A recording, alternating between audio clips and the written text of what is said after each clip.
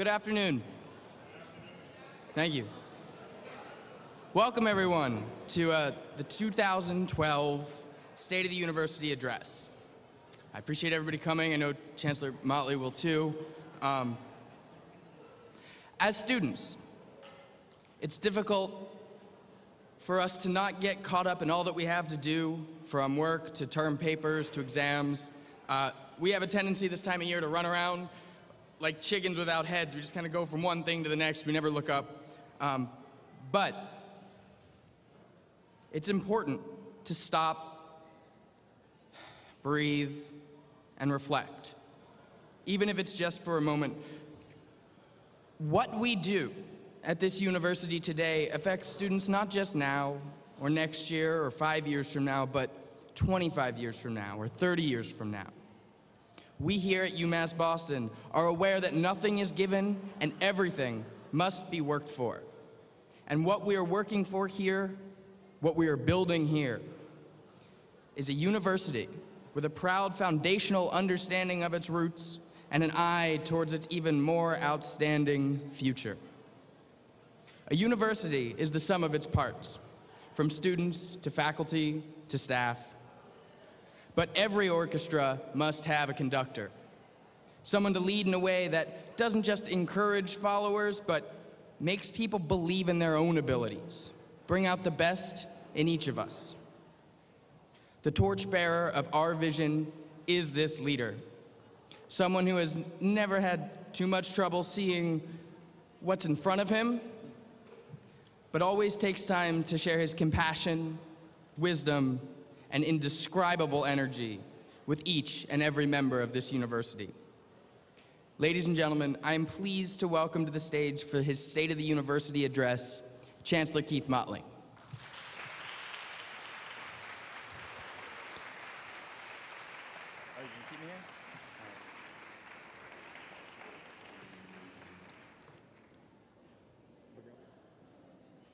So, good afternoon. Good afternoon, everybody. So, this young man, Travis, is finishing up his term as the leader of our student government here. But one of the gifts that he just gave me was a different kind of view of our campus. It's the one coming off of Morrissey Boulevard, looking at the new Integrated Science Center, and it's not low tide. All the water is there, but what's more important to me is the inscription on the back that I'm going to keep to myself for now, but know that this is going to hang for years in my office. This young man came on this campus and said that he was going to do what he did. He said he was going to lead, be a part of this culture, and I'm so proud and so grateful. Thank you, Travis Henderson, for all you do for this university.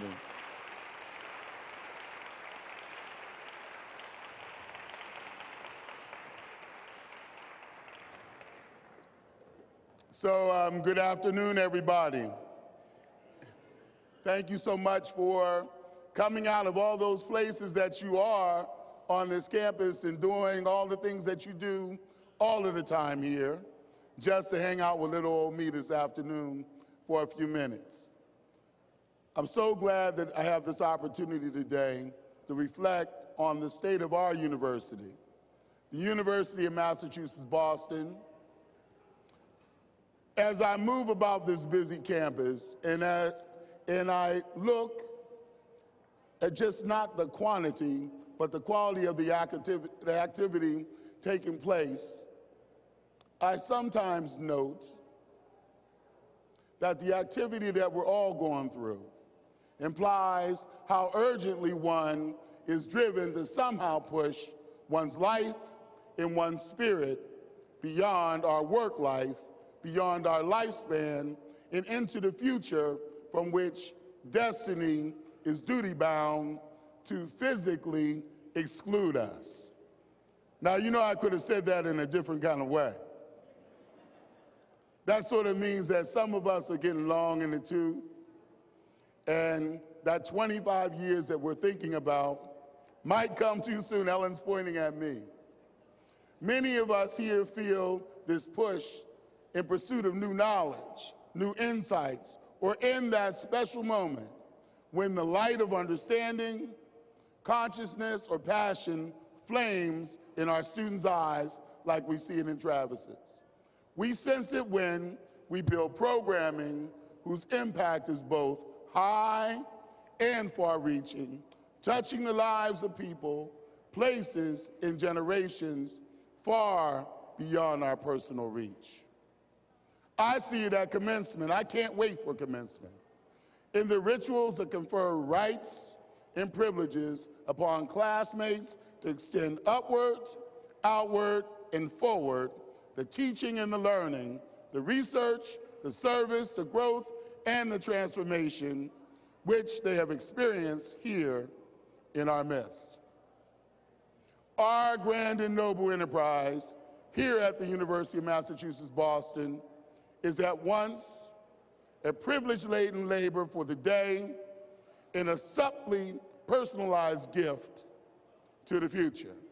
And so what I want to talk to you about today is our gift to the future.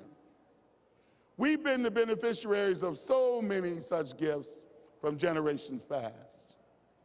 Throughout human history and at places all over this great planet, people envisioned, planned, and labored for better life for themselves, to be sure, but most importantly, to prepare for a better, more human life for their children and their children's children.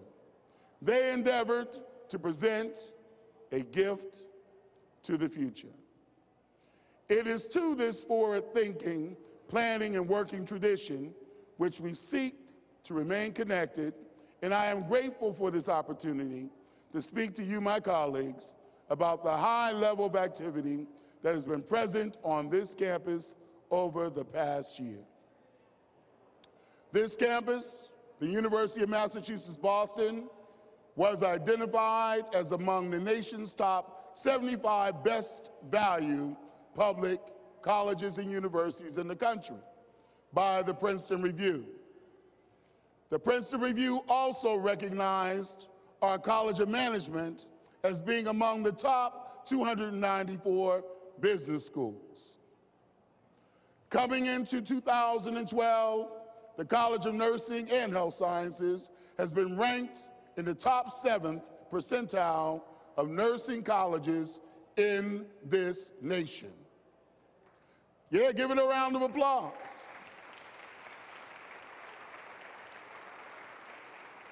You have something to be proud of.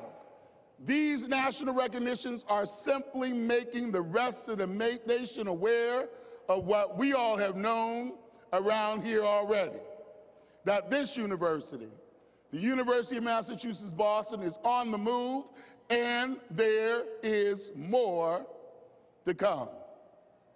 As you know, we've been very busy in the development of our long-term strategic plan. That plan that will help this university reach new heights into the next decade. And now we are working together to implement while maintaining all of our core values. So let me just pause right here to recognize and thank the Provost and Vice Chancellor for Academic Affairs, Winston Langley, and all of that leadership for his leadership in moving this process forward. Following the priorities of our strategic plan, we as a university remain on the move.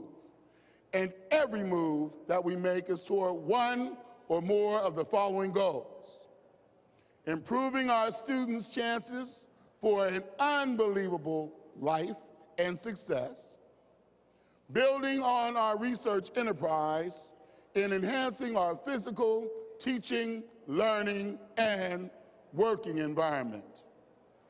Our enrollment, thanks to the hard work of Vice Chancellor Tien and all of you, has grown from 13,000 students in 2008 to well over 15,000 students in this academic year. And we're planning to welcome 25,000 students by the year 2025. 25 in 2025. It's pretty good right there. We are acutely aware that the implementation of these lofty plans will require significant financial support, Gina Capella.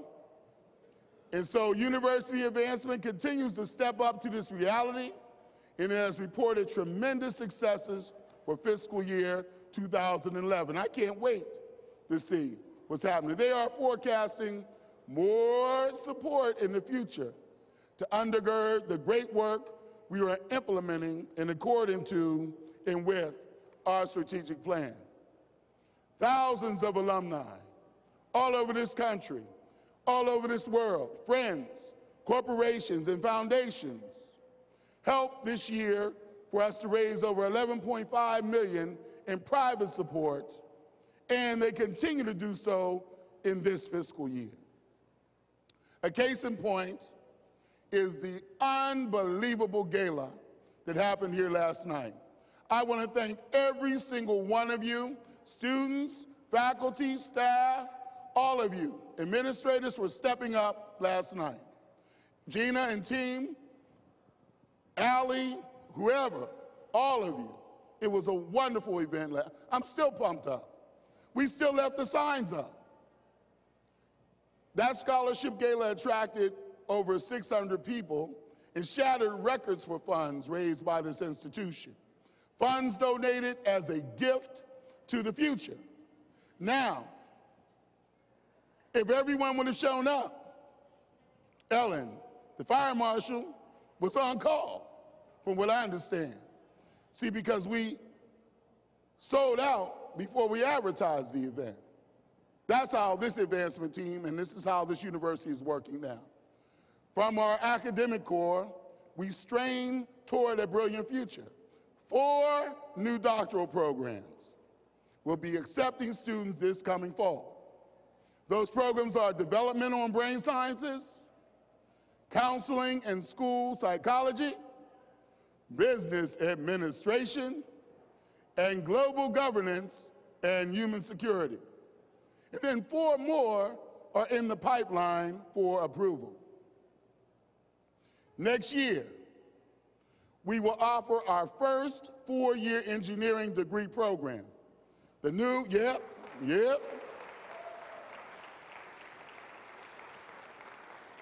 You know, I thought we were just working on that since 1980. And I get to the meeting and find out that we've been working on it since 1970. Someone didn't want us to have engineering. And now we have it. Computer engineering and electrical engineering is yet another step for us, offering high quality, affordable science, technology, engineering, and mathematics programs to future students that will stimulate economic development in this region.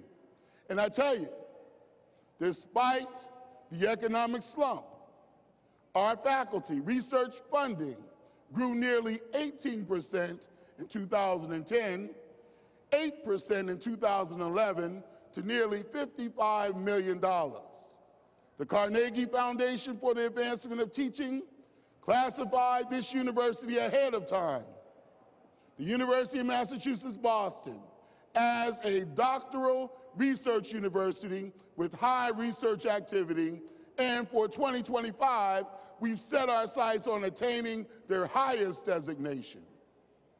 This is why, everywhere you go, I hope you get mud on your feet. You're seeing construction on this campus like you've never seen before. Someone said to me, Chancellor, it's the first academic building we've had out here in 40 years. Well, we're not going to take 40 more years to start building others.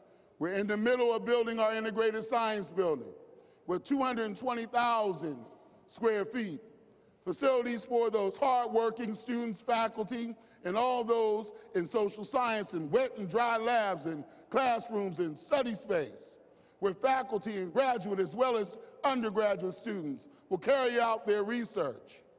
This Integrated Science Center is scheduled to open its doors in the fall of 2013, but we're moving along. Ellen, maybe we'll open the doors a little earlier than that. This fall, we're breaking ground on our general academic building, number one. Need a better name than that, Gina Capello. Get one of those donors. Academic building, number one, will hold studio, rehearsal, and performance and exhibition space for the performing arts, and also classroom and study space for all of our students. We build not as a projection of our collective egos, although it's okay to have that, or ambitions, but so as to make space for what we collectively have agreed should be the generation's legacy. New learning, new knowledge, new collaborations, and new visions for our world. It is our gift. It is our gift.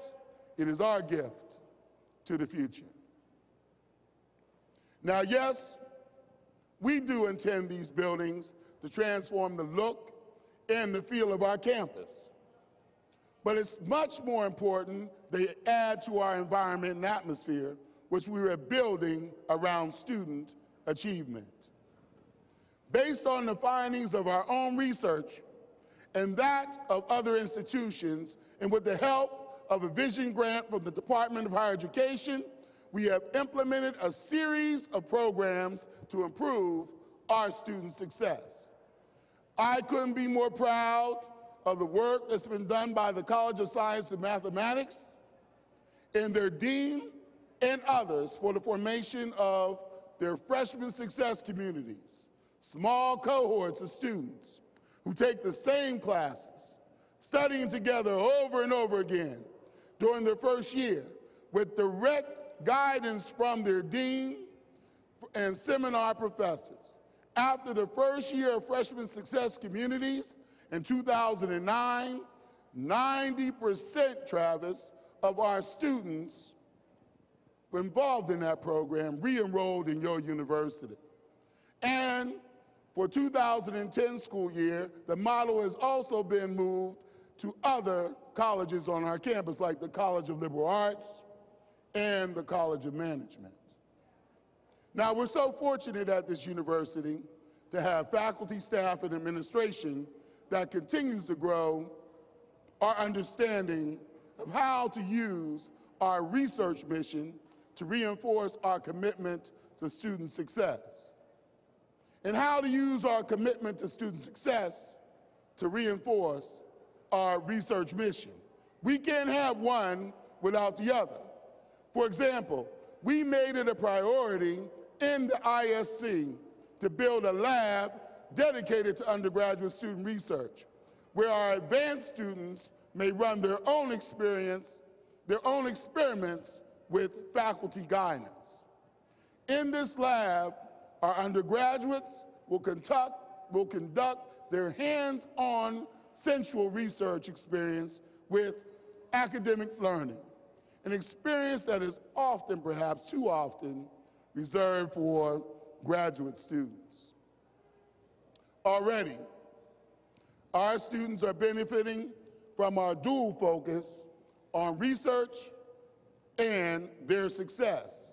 For example, graduating seniors and honors program students like Luke Elglington is part of a team of advanced researchers, including doctoral candidates, all working together under Associate Professor Mark Pomplum in his Visual Attention Lab.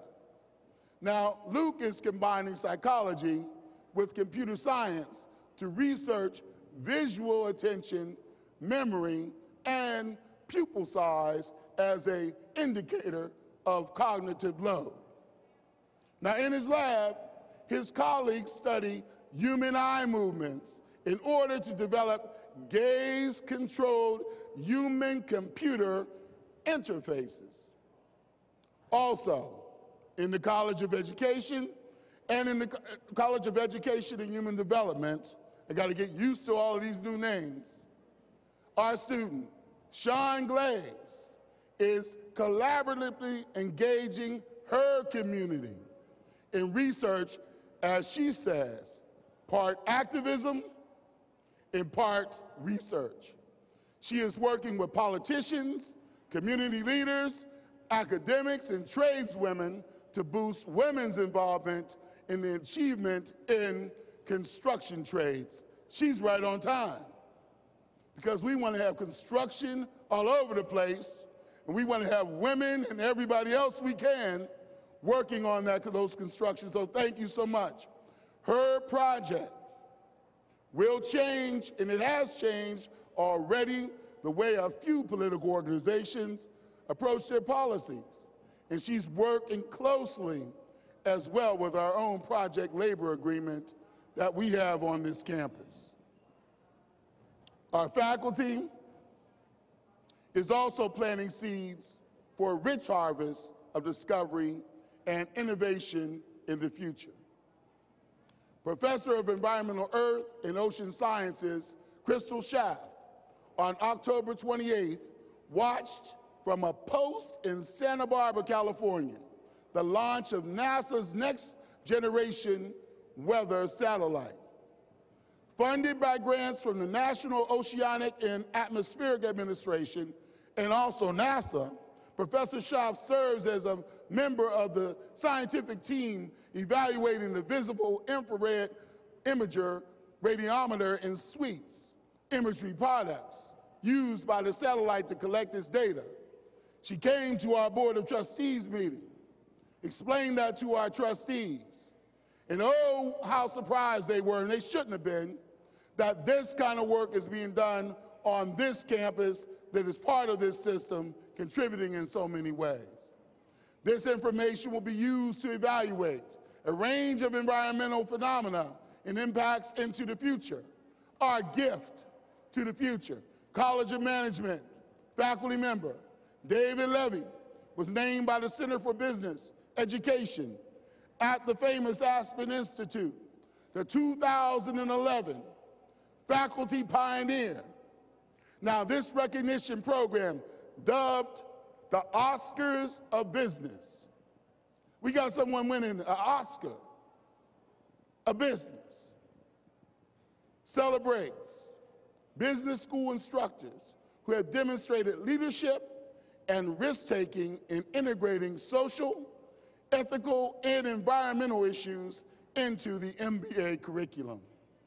And Professor Bawa, we're so proud of you, from our Department of Biology, was awarded the prestigious Gunnery Sustainability Award by the Royal Norwegian Society of Sciences and Letters, the world's first major award for sustainability, in response to his impact, to the impact his research has had on the sustainability of global biodiversity.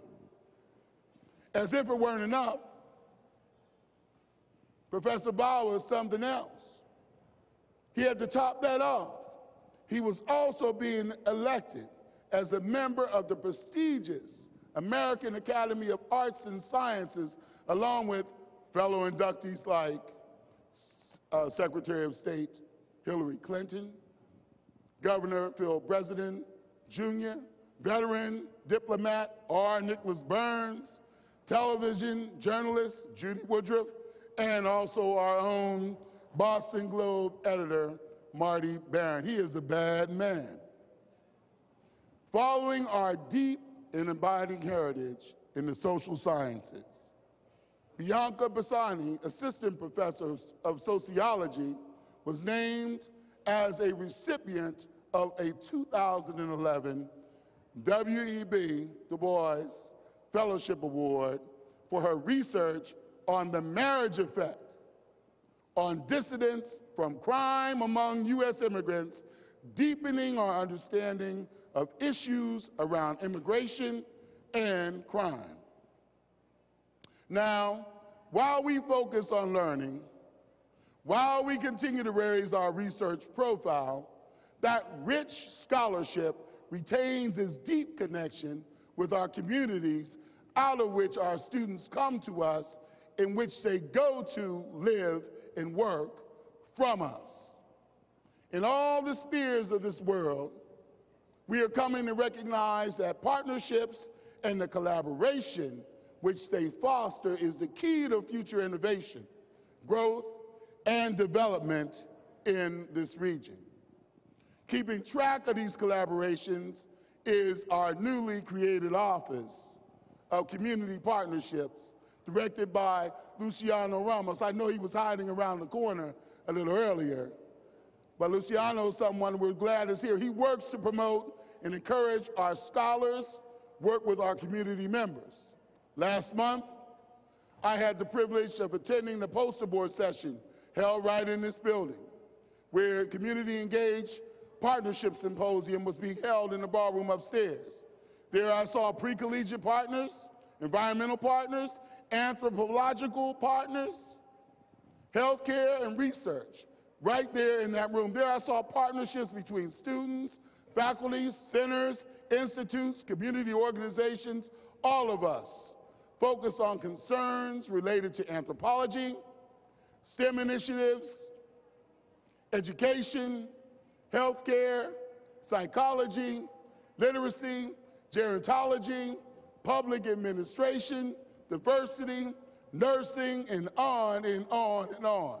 It is in such a crucible where the intermingling of expertise from our scholars, practitioners, and citizens was and has the heat of the human struggle in real-life problems merging together to make a difference in an imaginative and inspiring way. This is the way better worlds are formed and concretized. Last fall, we completed, finally, after what seems to be decades, and thank you, Ellen O'Connor and team for help, and John Ciccarelli and team. We completed an agreement with Boston Water and Sewer Commission to transfer that pump house over there, that Victorian that all of you wondered and thought we owned for so many years. Well, all those years we were dumping things over there and doing things, we didn't own it. I know, Ellen. All those years, retract, all those years that we were going over to visit, we did not own it. But now we do. And this university, in exchange for that building, developed a new scholarship program aimed at helping graduates of Boston public high schools succeed in college. It's called the Boston City Scholarship Program, and it will be for those who are admitted to the university with a 3.0 GPA or better. The semester following their graduation will be granted a $1,000 scholarship, and that scholarship will be renewed up to 3 additional years. So we won't just give it to you and take it away. If you maintain your 3.0 grade point average, you keep it. We expect that that scholarship will benefit more than 70 incoming freshmen this fall. Now, the University of Massachusetts Boston continues to scan the contemporary landscape by which it's surrounded and provide thought leadership to our society deeply anxious as it is for informed reflection and practical guidance.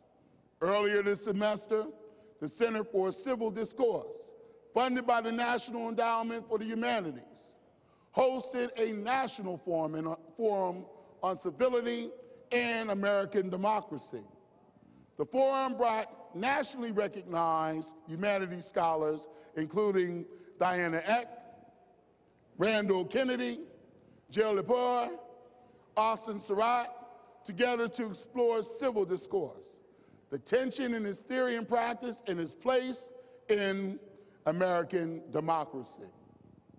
This topic of profound import for our contemporary polity beyond this university continues to resonate as an online community participated before and after the event, extending that public conversation throughout the year and engaging ordinary citizens in this important process of examination and also discovery. Also, I had a chance to sit up in the ballroom for Ideas Boston, an annual conference to stimulate and to celebrate innovation and creativity that was founded by the Boston Globe in 2004, but last year became ours. Last year, Ideas Boston became the University of Massachusetts Boston's Ideas Boston program, and this fall, it conducted its first forum at its new permanent home. We were treated to the latest in cutting-edge thought in economics, in technology, in culinary arts, film, medicine, and on and on and on. It is such a joy to watch as all of you go about your work. You create a magnetic attraction for people and organizations needing a community of thinkers and educators to help sharpen their ideas. The Beacon student athletes, under the leadership of Vice Chancellor Charlie Titus and team, are setting the stage for regional and national recognition of our athletic programs. The Beacon's women's volleyball team won its third Little East Conference title, earning a berth in the NCAA Division III tournament. The 20th ranked Beacons became only the third program in the history of the Little East Conference to win 3 straight tournament titles. And I love this ring. Thank you so much for this ring.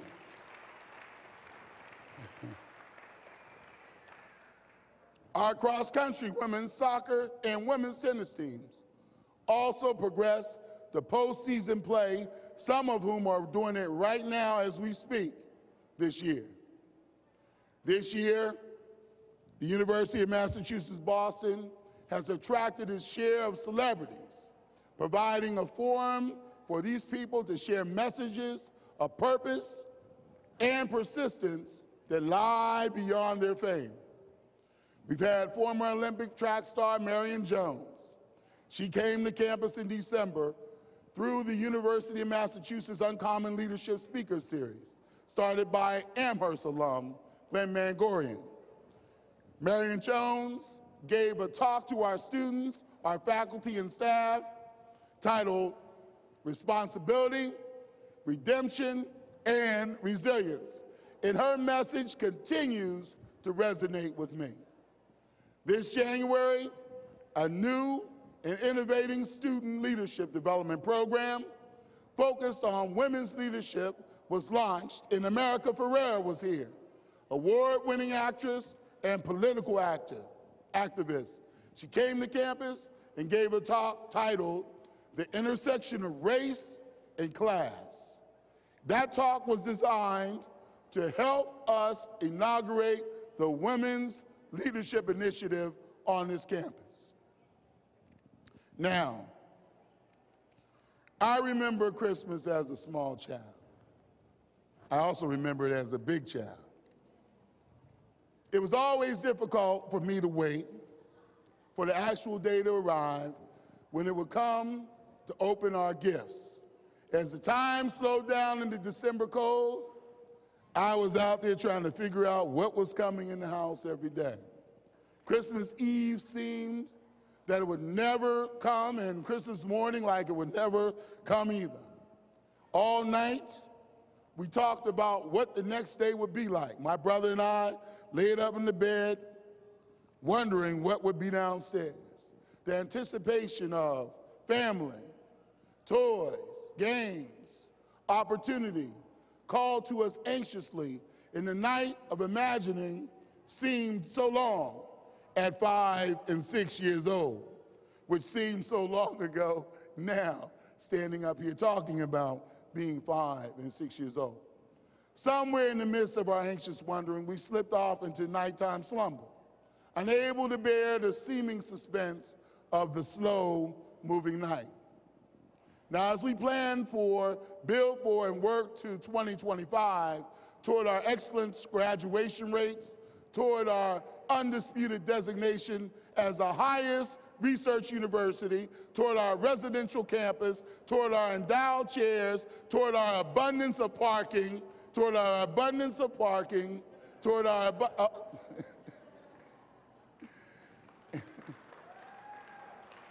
toward our abundance of office space, toward our abundance of office space.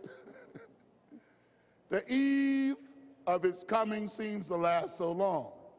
But like Christmas Eve, from the perspective of an impatient childhood, we sometimes feel like it will never come. But I realize now, as a gift giver in my house, that the day comes all too quickly. The gathering of the list, the rush to and through the stores, the search for the right gifts, reading the instructions, messing it up when you assemble it, assembling it again, and then really reading the instructions because it didn't work the first time.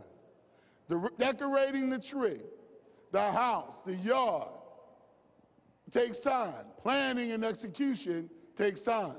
As a gift giver, that sun rises all too quickly on that morning. Now, having lived a few decades, I can assure you that the sun will rise all too quickly on 2025. Travis, I used to be you. Walking up on the stage, introducing the president or the chancellor, it was a president for me, thinking, look at that old dude. One day, you're going to be me. Sun rises too quickly on 2025.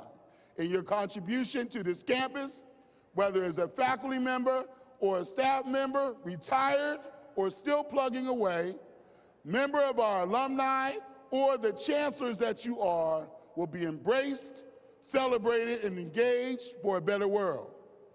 Yet, we must stay on task because that day comes quicker than you think. Now, that carrot-topped character from the stage production of Annie has become a bit of a cultural joke because of the unbridled and sunny optimism that that young lady had. But time continues to prove her catchphrase to be an abiding truth that we can rely on today. The sun will come out tomorrow. One of the uniquely powerful human capacities, though limited in scope, is the capacity for transcendence. Though our mind is in some sense bounded by time and bounded by space, the capacity to transcend and envision tomorrow is here with us. So our efforts, our decisions, our thoughts, our investments can't always be about today. We must ready ourselves for tomorrow. We must teach our students today, but we must learn new approaches and pedagogies for tomorrow. We must discover and construct new knowledge today, which becomes the building blocks of innovation tomorrow. We must build reciprocal, collaborative relationships today based on a vision of problem solved tomorrow. We act today with a view to tomorrow. What we build, what we discover, what we organize, what we innovate, what we administer successfully today will become our gift to the future.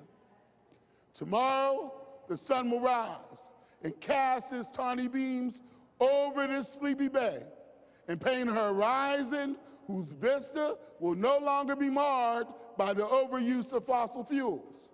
That sun will glint off the glassy waves of bay water, purified by thoughtful and dedicated research on our aquatic environment. Sun rays will shine on this coastal city through which disparities in healthcare based in race, ethnicity, and class were wiped away through thoughtful and collaborative scientific investigations. That light will lift the shadows on weary student artists exhausted from all-night practice in the academic building #1 to perfect their performances. That sun will bring light to the sleepy eyes of citizens who will have learned here that uncompromising Polarizing, mean-spirited political rhetoric only feeds the spirits of the warlike, and that passion and civility need not be mutually exclusive when we sit at the table of democratic policy to solve our common problems. The light will lift the veil on a new generation of our students, substantiating and enhancing their classroom experience with research and service in organizations, agencies, schools, businesses, and all the communities around us, the city, the Commonwealth, the nation, and the globe. As it has from time immemorial, the sun will ascend and will cast its rays on our gleaming structures. Structures that house the sacred human efforts to engage science and technology to bring nature and humanity into substantial accord. Structures supplying the dwelling place of the ancient, yet ever new quest to understand life's abiding meaning and also life's values. Structures quantifying and interpreting the social and cultural experience of our life together on this planet. Structures built to support the highest human aspirations, the deepest human investigations, the broadest human expressions, and the most intense human dialogues. And yes, structures where students will be able to live, grow, and interact during their engagement with this university community. That sun will rise on the future of this university, well-equipped, well-resourced, well-respected, and well-prepared to animate our citizenry throughout the life of the mind and commission them as passionate, lifelong learners to actively and responsibly engage in ongoing projects that is our own continuous unfolding democracy in our ever-emerging global citizenship. That, my friends and my colleagues, is the vision toward which we are ever moving. It is the gift to the future for which we are all working, and it is also the proud essence of the University of Massachusetts, Boston. Thank you for all that you do. I am honored to be with you. I am proud to be with you. I am honored to be your chancellor. Thank you. Let's go on, finish this year, keep it moving, keep the momentum going, and build this university into the place we know it can be for all of our students, our faculty, our staff, and our community. Thank you so very much.